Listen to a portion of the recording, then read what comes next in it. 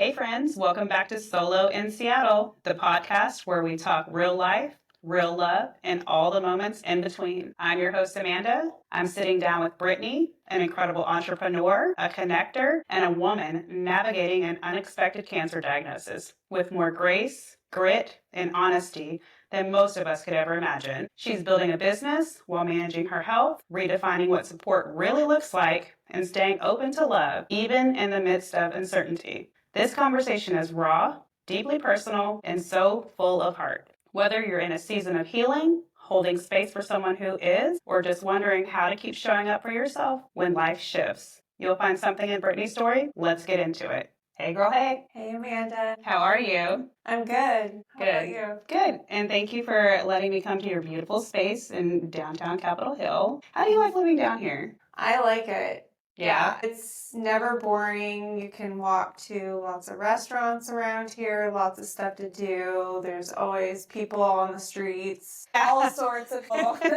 Yeah, when I Never was boring. when I was looking to park, I was like, I wonder if this is never a dull area here. It's not, and that's what I love about this neighborhood in Seattle. There's never a dull moment. Yeah. Every day is really a different day. Yeah, I can only imagine. So we met a few weeks ago.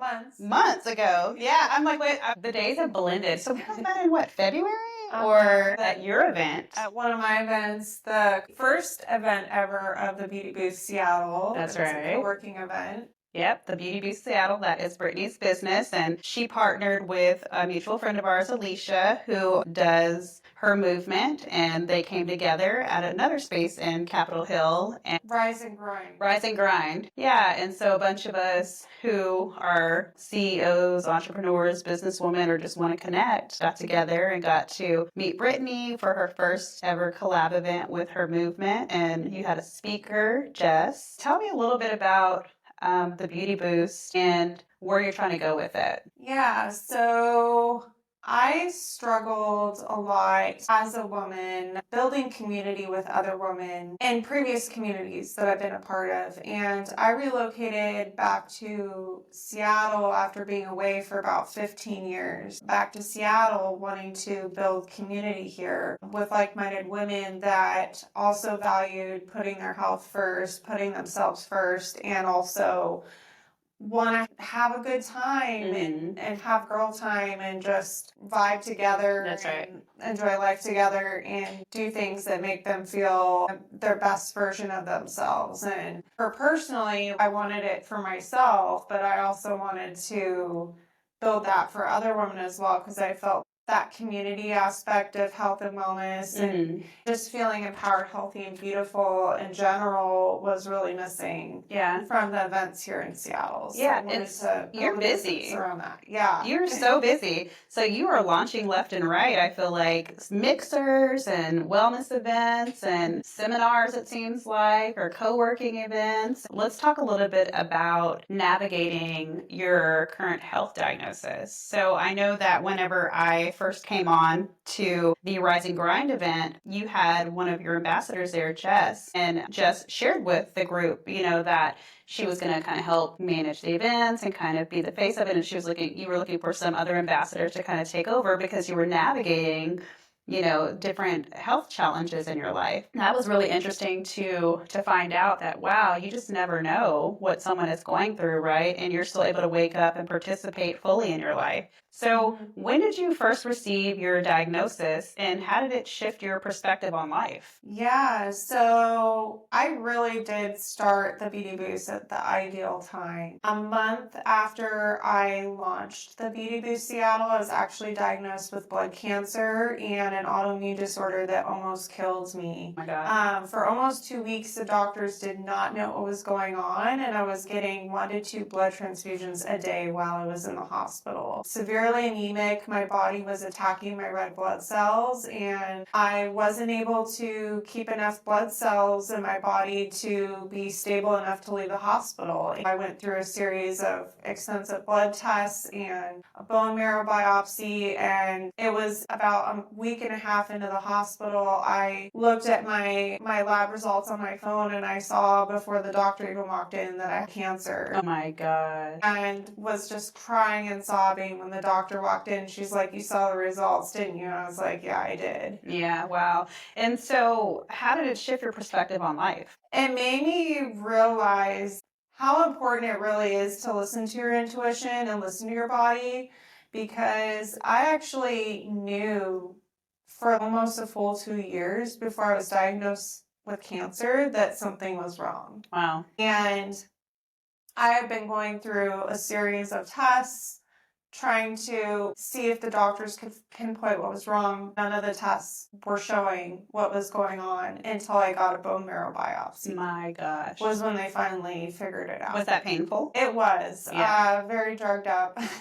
Wow. Yeah, it was painful, but I would say it wasn't as bad as being severely anemic. That was definitely more uncomfortable. Interesting. Yeah. What have been some of the hardest emotional truths that you've had to face? And what has surprised you? And this could be related to the diagnosis. This could be related to just overall whatever you're going through at the time. I would say you don't really know who is really there for you until you've hit rock bottom. I would say, like, there were people in my life at the time I was diagnosed that I thought were there for me and I thought really cared about me and loved me when, like, I was at my worst. They were also at their worst in response to me being at my worst when I couldn't even help it. Like, I was fighting for my life, and that was when some people in my life were the worst possible versions of themselves to me. Yeah, that's very telling. Yeah. That's very telling of character. Again, and I talk about this in my other podcast too, the fake friendships. And those are so real. You think that you have this core unit of people and you don't. Did it surprise you? It did. I thought that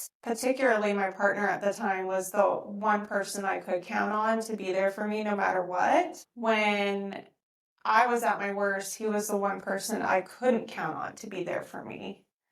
And so when I was at my worst, I had to make some very difficult decisions about who I was going to allow in my life, who I was going to allow to take up any space or any energy in my life, because I barely had the energy and capacity to be there for myself. Why would I let somebody take up negative space, negative energy in my life when I'm already going through so much, you know? Yeah. But when you're going through that, did you understand that at the time or you understand that now? It took me a while, I will say. I ignored a lot of the red flags. It took me a while until it was really bad, I would say, for me to recognize it. Because when you're fighting for your life, you don't really, your priority is going to be on making it through the day. Right. You're not going to really recognize toxic traits in people when you're just trying to make it through a day, to take care of yourself. And even not really being able to take care of myself. I would say, like, when I would try to lean on those people, it was very telling, because then I realized, like, they really aren't someone I can lean on, and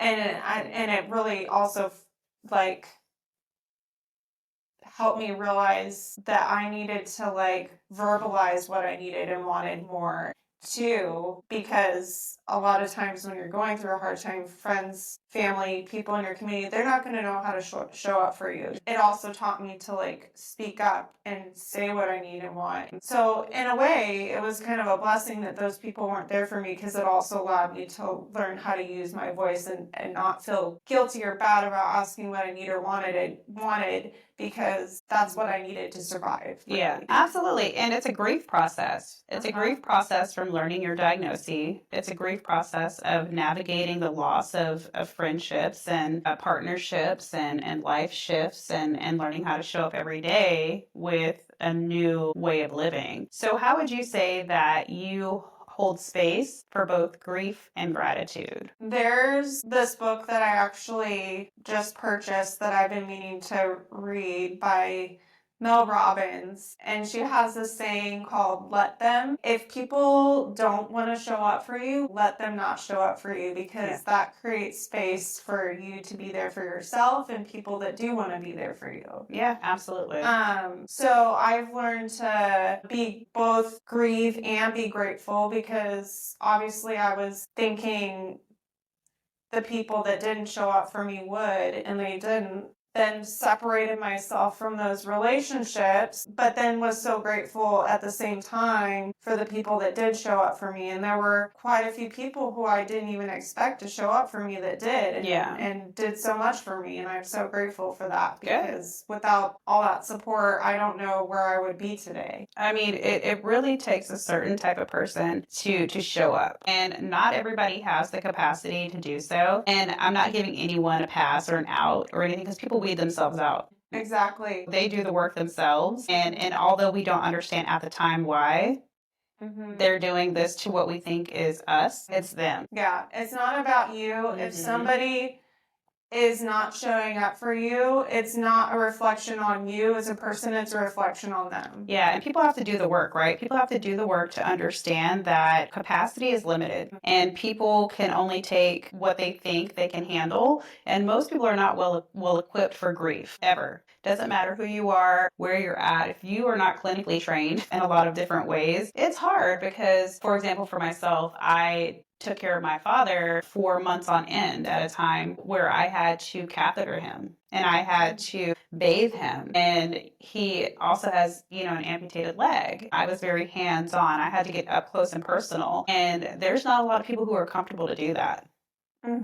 Even like jokingly, I think, when we were trying to figure out our schedules with this podcast, if you're in chemo, I'll come and sit with you or whatever, right? And we at that point were just establishing like a relationship. But I mean, that's just who I am as a nurturer, a caregiver, being able to just show up. I mean, my profession obviously kind of embodies all of that. But people are weird. People are weird and they're toxic, and let them sort themselves out. So speaking of that, what kind of support system have you leaned on the most during this time? So I'm somebody that grew up and was accustomed to being a strong, independent woman, not depending on anybody, being very self-reliant, self-sufficient. I started paying my own bills while I was still in high school, and I paid my own way through college. I also paid for all my own bills throughout the time I was in college. I would work 50, 60 hours a week, and then I would go to night school at night and online to get my degree. And I now have a master's degree in leadership and entrepreneurship, and I do want to go back and get my doctorate in organizational psychology. I love being in school. That's another story. I grew up asking for help as like a sign of weakness. I always thought that, but then I had a shift in my mindset when I was going through a really hard time medically. And I think that a sign of strength can be asking for help, because it's showing you're strong enough to survive because you're asking for what you need to survive. That in itself is a strength, because you're doing what you need to be resilient, and asking for help is a sign of resilience, which is strength. And so it really shifted my mindset, feeling comfortable asking for help, because sometimes like asking for help could be like a life or death situation, which I found out while I was going through such a rough time, just trying to survive and get to a place of stability in my health. And so,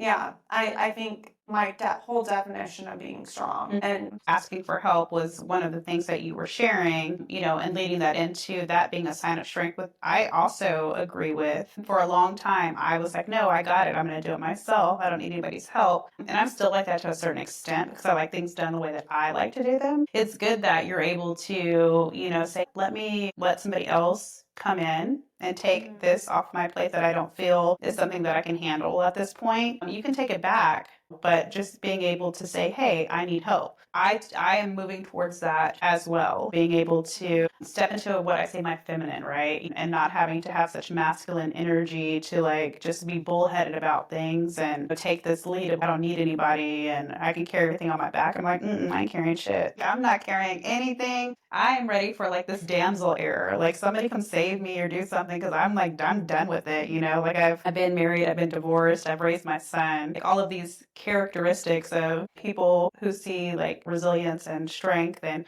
I too worked erroneous amount of hours, put myself through school, went online, got my bachelor, master's degree, and a whole host of different things as well, you know, and it takes a certain type of person to be able to gain that traction. So what misconceptions about your diagnosis would you like to clear up? That cancer diagnoses are not black and white. It's not you have cancer, you don't have cancer. I'm actually in a state of being in between, which I didn't know was possible. I have cancer and it is also dormant in my body, so it's still there. But there is nothing going on right now that an oncologist can actually treat. My goodness. So I'm coexisting with cancer, walking on eggshells with cancer on a daily basis, or at least that's what it feels like to me. I'm working on reframing my mindset around it and being curious about what my day is going to look like today. What is a good day going to look like today? Where are my boundaries today? Because it could be different every day. I could have a good day. I could have a bad day. I could have a day where I have symptoms that I need to be questionable about and really. Girl, I'm a Gemini. That sounds like my mood. I'm a Gemini rising. I'm like, girl, not to make light of your situation, obviously, but you're sitting up here talking about all of these things. I'm like, girl, that's like a 12-hour day for me. Yeah. I am like up, down, in, out.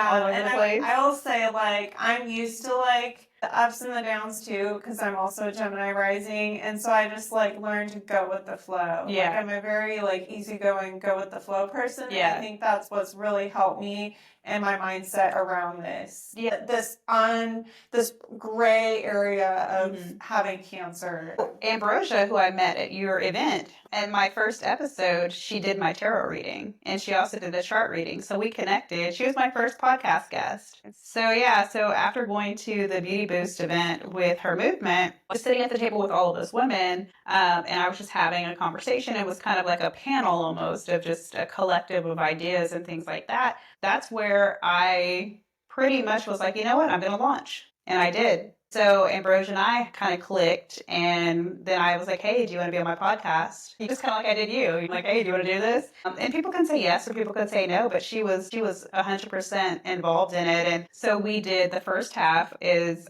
just us teasing out how we know each other. And then the second half, she goes into a full astrological reading. And then she does my tarot. Wow. Yeah, that's pretty cool. Yeah, so it's a pretty cool episode. And I'm so gonna go back and listen to that. that's episode 1 and 2 blended together. And it's a really fun episode. Just us getting to know each other. We're both Geminis, so it's very playful. And then, just her kind of doing my birth chart and reading my birth chart. And then I asked her some questions with a tarot, and then it's all live. It's not scripted. It's like boom, boom, boom. It's crazy. Yeah. So that's season 2. I can relate because I've been doing a lot of tarot and astrological readings and stuff lately too, because there has been so much. You're doing it? I've been a lot more recently because there's so much uncertainty in my life right now and things just suddenly being different and shifting around so much. It's been like tarot and astrology that has really helped me gain. It's saying a lot of things that I might intuitively or deep down like already know, but it's very affirming, and it's also like gives me some sort of the upper hand, I think, in my situation, and feeling like more in control of what I can do or what the situation is. It just it gives me like knowledge that feels like power, I guess. And what's also crazy is that during your event where I met Ambrosia is she did like my astrological thing on the spot there too. And in the episode I talk about this as well, but she was like, what's going on from August 2023? And I was like, that's when I ended my relationship. Like, she pulled that immediately. And she was like, yeah. And then she kind of went into all this other intrinsical stuff that tied into a lot of different things. And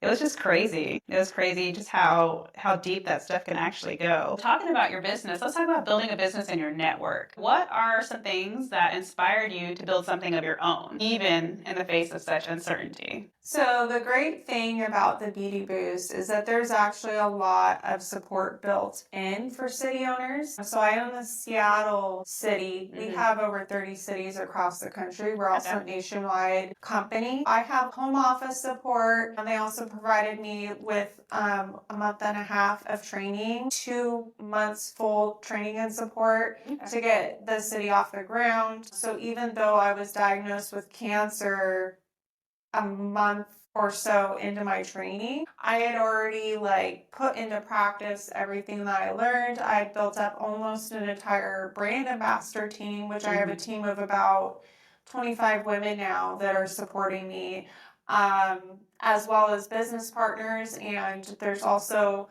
so much flexibility with the way the business is structured. It allows women with a lot going on in their personal life. Maybe they're a stay-at-home mom, or they have another full-time job, or have other businesses. It's a business opportunity that's really been such a blessing, because I can do this part-time or even put a pause on it to prioritize my health. And so I knew from coming from a very stressful corporate culture that I was in for many years, and it was just I wasn't able to prioritize my health the way that I needed to be able to live my life and live a healthy, happy, healthy lifestyle. I felt like my job was draining, taking just the life out of me. And I took a break off. I had to take almost a year off of work to really build myself back up, build a business. And I found the Beauty Boost, and I was like, I knew this is it. I can prioritize my health. All my personal professional goals are completely aligned. It's gonna work no matter what happens. And I was right. I was able to keep the business going even with being 2 weeks in the hospital, and I had just launched, and I came out of the hospital, and I had actually made money my first month in business while I was in the hospital. That's amazing. Isn't that the reward? Yeah, I was like, wow, I can have a business, make money, and still take 2 weeks off to go prioritize my health. I was like, yeah, I'm gonna make this work no matter what my cancer journey looks like. This is a natural fit for my life. Good. And when it's fun and obviously lucrative, it kind of blends together. So, what do you think with your diagnosis? Do you think that it has influenced any of your business goals or your decision making? Do you think that it's kind of governing where you're going with? It was at first. So originally I was told that I was going to be getting a bone marrow transplant this summer, and that I was going to need to put my business on pause for up to a year. Wow. And also a cool thing about the Beauty Boost is they were going to be flexible with me, whatever I needed to prioritize my health, which is amazing. So I love working so much. I don't know if I would be able to take a full year off, but it's nice to know that I could have. Yeah. But yeah, originally I was building up my business to be able to take a long pause. I knew that I needed to be able to shift around all of my life priorities, not just my business, but everything, to be able to put on pause for up to a year. Yeah. Fortunately, I was given more time because I'm in a healthy, stable state right now. Even though I have cancer, they've said that I could be healthy and not need a bone marrow transplant for months or years. So I have that fortunate benefit to know this is something I'm going to need in the future, and now I can actually plan for it. So while I'm healthy, I actually know I have a goal: put money aside so that I can take a year off if I need to get a bone marrow transplant in the future. So yeah. And what kind of boundaries have you had to set personally and professionally? I will say I've had to go back on putting yourself first and your health first. There's a little bit of a caveat to that, because I thought that if I was going to put myself first and like put my health, self-love, everything first, that I could just basically work on me and just put dating on pause. Apparently, when you put yourself first and you practice like self-love and just like radiate good energy from that, that attracts guys too. So you still, even if you're putting yourself first, you need to put boundaries up. If you're Girl, not putting unfortunately, I know. So yeah, I've had to put a lot of boundaries up. But fortunately, guys that are not attracted to girls that are like besting themselves, they're gonna fall off the face of the earth anyways. But those guys that are attracted to women that put themselves first, I've had to put some boundaries up around dating and like expectations and just be transparent and like real with them, and it's take it or leave it. I know that's This right. is how it is. And so professionally, so you work with a ton of vendors, a ton of women. Have you had to set any boundaries with any of the women in the beauty boost or any vendors or anything like that? Or has everything been kind of seamless? Because there's so many personalities, big and small, right? And you're a connector. And so that's what your community is about, is like bringing all of these women with all of these wonderful, valuable resources and assets and collectives together. And then it's also for the girlies who are just looking to make friends, making any connections, putting themselves out there. Have you had any issues, feedback, anything like that, like blowback with your business where you're like, you know what, I need to set some clear boundaries, set some clear expectations for when people show up to these events, because I feel like it can go either way. Yeah. So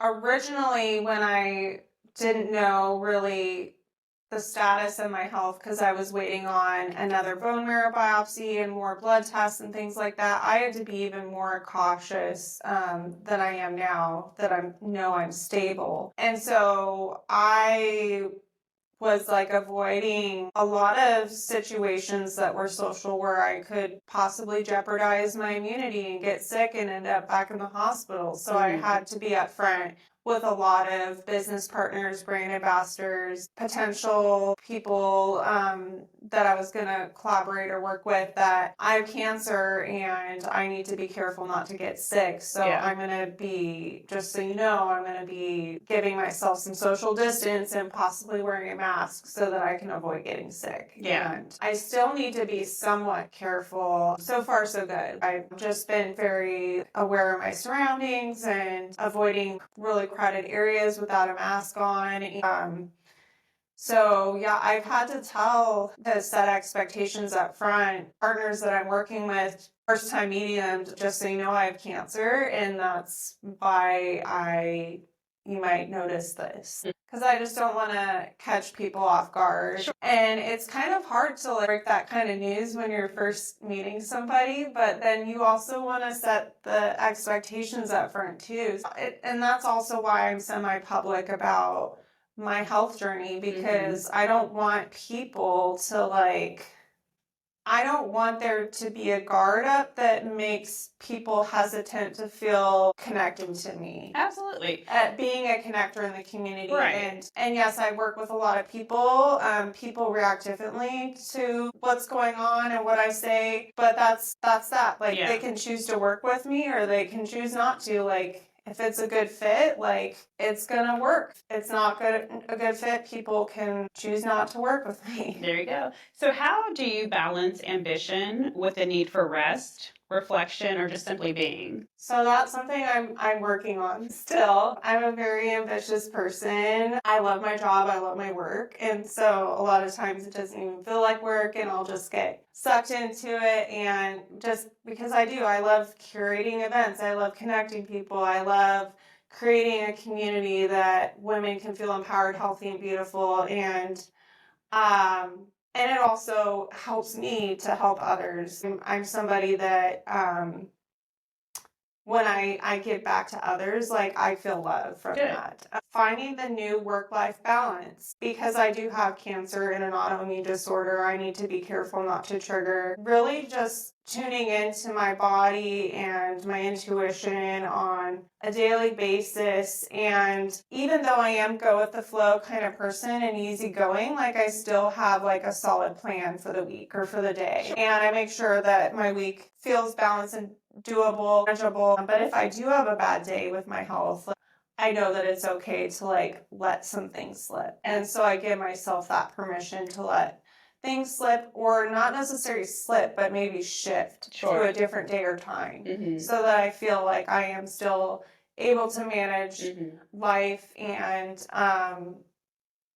changes in my health status or changes in my like day, and be okay with those things shifting and changing. What's one thing you want your business or legacy to reflect? I want my business and my legacy to reflect that girls are strong and capable to do great things. I want people that I work with like to feel like uplifted by working with me or being like doing business with me or being at one of my events.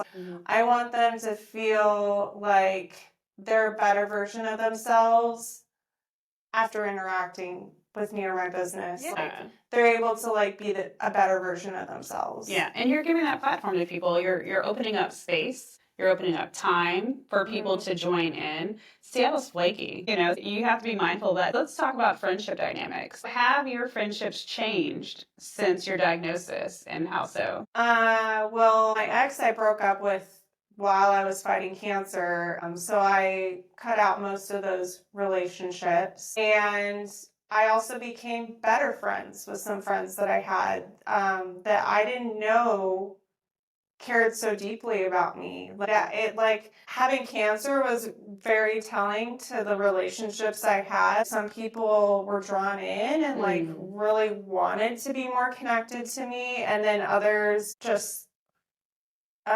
disappeared and just left. So I will say though, overall, the quality and quantity of my relationships have gotten better. Good. Since realizing today could be the last day I'm living. Like I had over 20 blood transfusions while I was in the hospital for 2 weeks in December. Like there were days where they weren't sure if they would have enough blood for me. And that's so true. I was, oh my gosh, like today could be the last day that I'm living. Like, I mean, it's so wild how precious that the saying life is precious. It truly is, but it's not until, like you said, you hit like this point that it's just so raw and so vulnerable that like you don't really realize your circle until it's go time.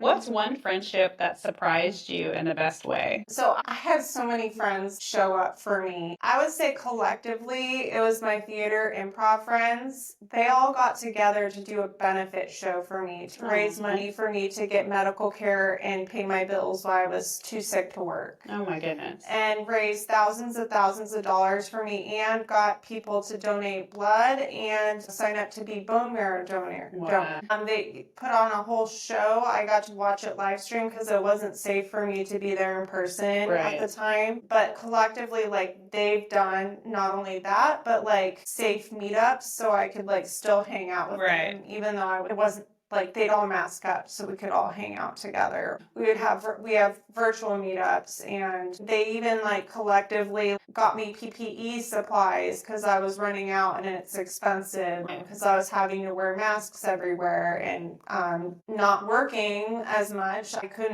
Money was tight, and they would come together, bring me masks, bring me gloves, and they also would send me food, snacks. They would order stuff for me anytime I needed it. Yeah, collectively they were all wonderful. How do you handle friends who don't know how to show up for you? I think by like just being comfortable, being transparent, and communicating with those friends. Like, this is where I need to set a boundary for my health. This is what I need.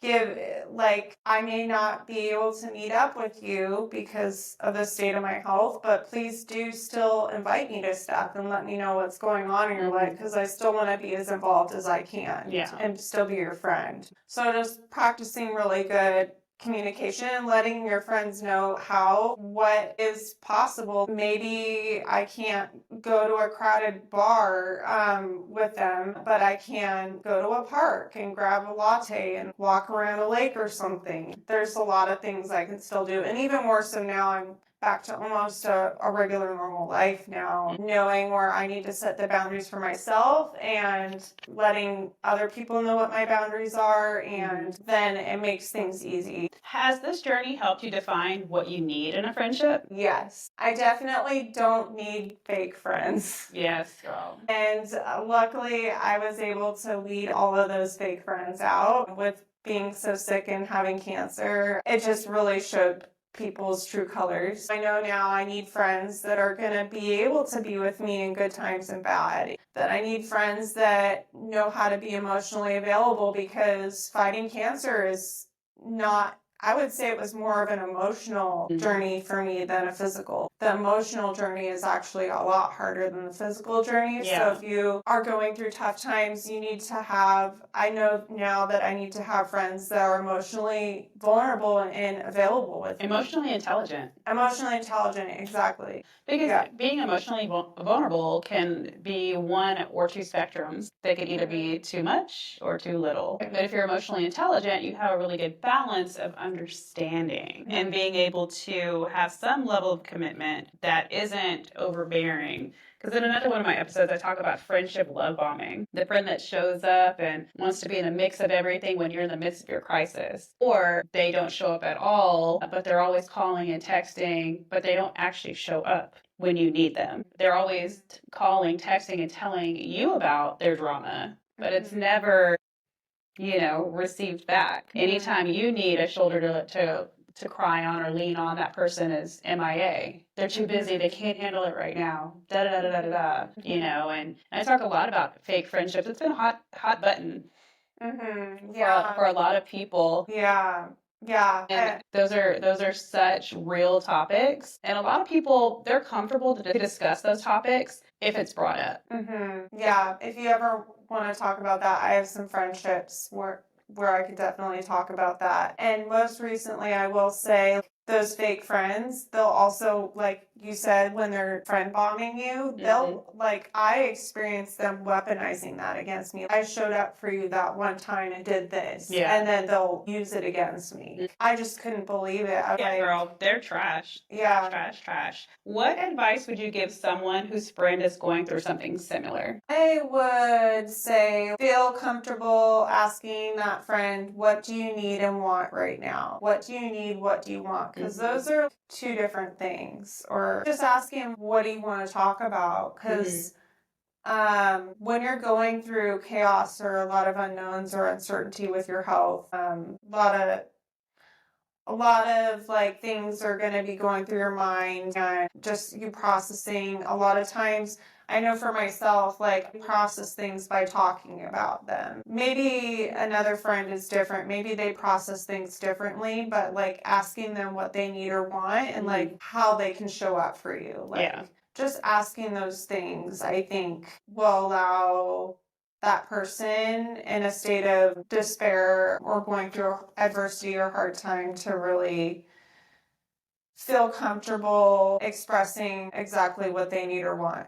Yeah, and my season 1 actually is extremely vulnerable. That's why I started the podcast, was to be able to talk. And I have my master's degree in counseling. I talk all day, social worker by trade. And I have a network full of people that I could talk to, professionally licensed, all of those things. But it was something for me to be able to just record a podcast from my cell phone. I laid it on my chest in bouts of insomnia, and I talked about my life.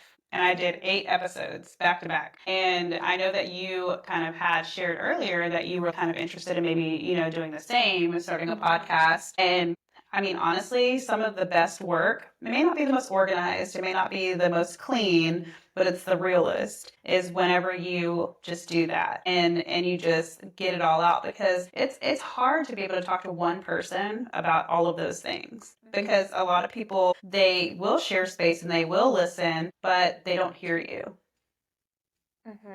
And it's something about being raw and open and real and transparent about experiences that people gravitate towards that. So in these podcast interviews, this is your interview, but I always tie in something of mine as well because it's meaningful, and it helps me also be a better interviewer for the people that I talk to be relatable in the content, and it allows us to kind of create these spaces that are open and honest. Getting into the next topic, love, romance, and connection. So we won't get too deep. We're just going to do a little tap dance because my podcast is about relationships.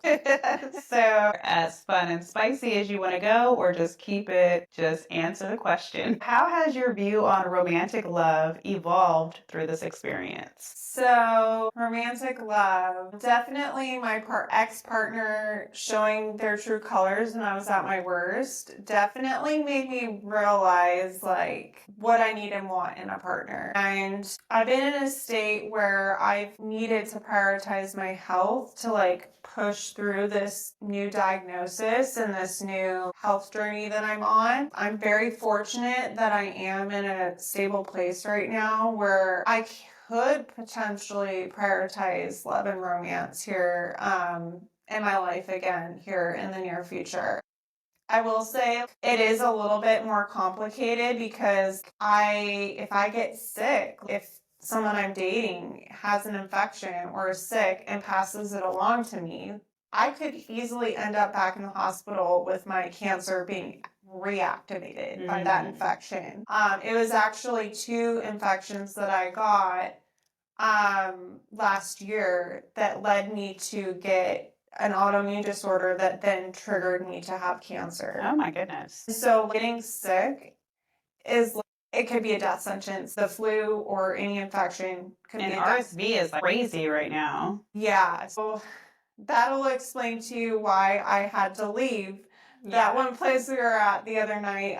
Sure. It was too crowded. I could have easily gotten the flu. But I love that we had already spent several hours together and hung out, and we moved to a second location, and you found me and you're like, hey, this is what's going on. And you were just like, it's not good for me to be in here because there's just way too many people in this space. So I'm just going to go ahead and leave. And I, embraced you, and I said, thanks for letting me know, and off you went. It wasn't like, girl, blah, blah, blah. No, let's jeopardize your health. Yeah. Because some people could be like that, right? Some people could really be like, no, just hang out for another hour. It'll be fine. If you're like, this is not safe for me, Amanda, I'm dipping. I'm going to be like, girl, do you need me to walk you to your car? Like, what do you, like, let's go. I mean, there's never, ever going to be a space or time that you're with me.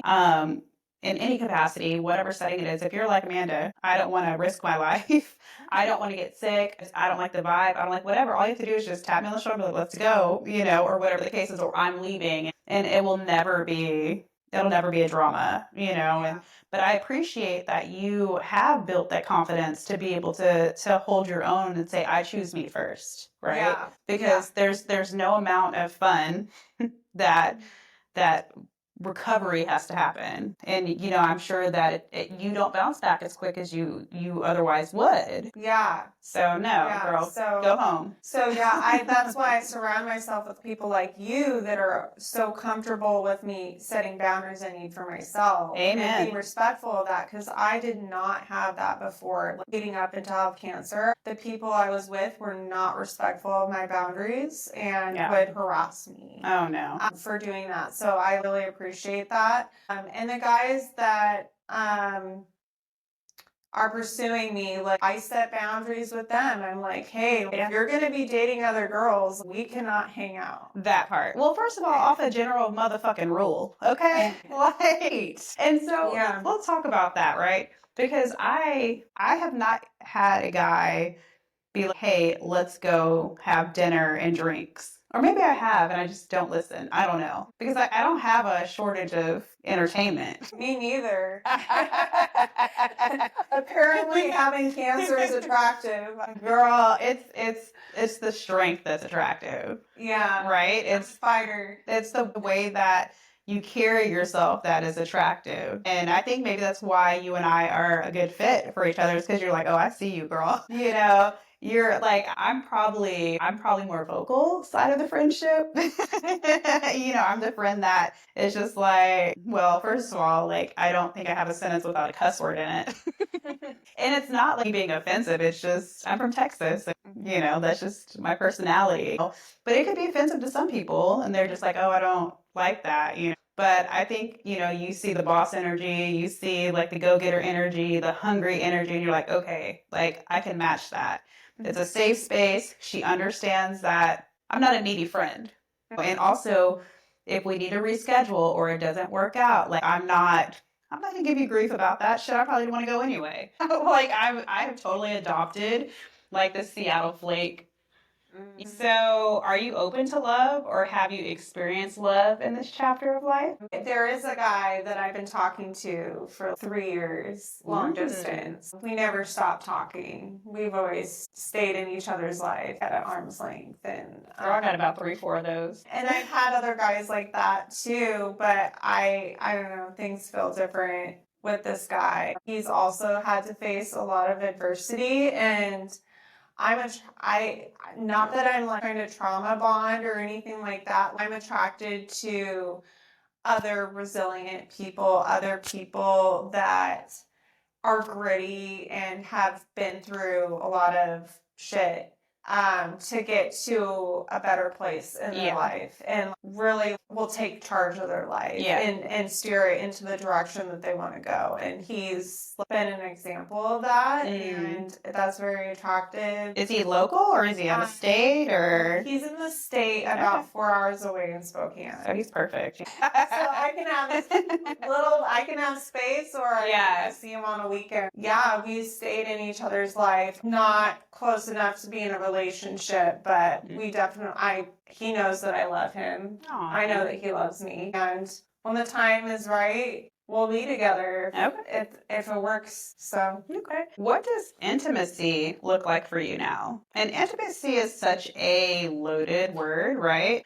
Because sometimes people convey it as emotional connection. Some people do physical. Some people do self-love in whatever capacity that looks like. Like for me, I talk about it all the time. I'm so used to myself, I don't know what's going to be like if I meet somebody else. My girlfriend, I joke about it on every podcast it comes up, but she was like, you need to change your screen name to Celibate in Seattle. I don't know what it is, girl. I cannot anymore. I've just gotten so used to myself that I'm like, But anyways, and again, you can go as deep as you want or as surface as you want with this question, or we can pass. Intimacy. I will say that I like to be intimate with myself and others in a way that I can share good food, good conversation, connection over shared interests, shared values, life goals. I guess I'm a foodie, so anything with food and good conversation is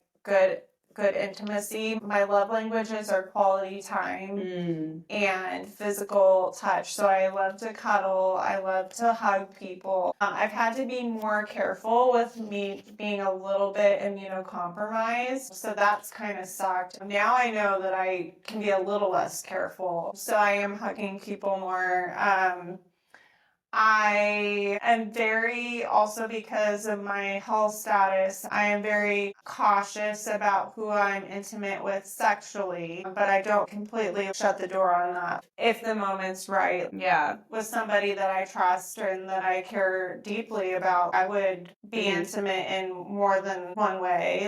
Whatever. I'm open to love. I won't let being in a fragile state in my health deprive me of love, whether it's with myself or with other people. I'm just a very open-hearted person, and so wherever I can just like have fun, laugh, enjoy good food, Yeah. have good conversations, whether it's deep or playful. I just like to be myself and just Yeah. Yeah. No, I love that. I mean, I feel for me, nobody can date me like me, and nobody can date me like me and my girlfriends. I mean, I will say I've had some amazing experiences and relationships and whatever before I think I shut down, before I closed the kitchen. Yeah. So I went on we'll call it a first date. Oh, with the guy from Saturday night. I don't know if you saw him. He was the there. first one. For numero uno of the night. Yeah. So guest number one. We could not remember where we met each other, but so I'm notorious for getting lit at the bar and giving out my Insta. And so what happens is the next day I look at my followers and I see who I've met. I love that.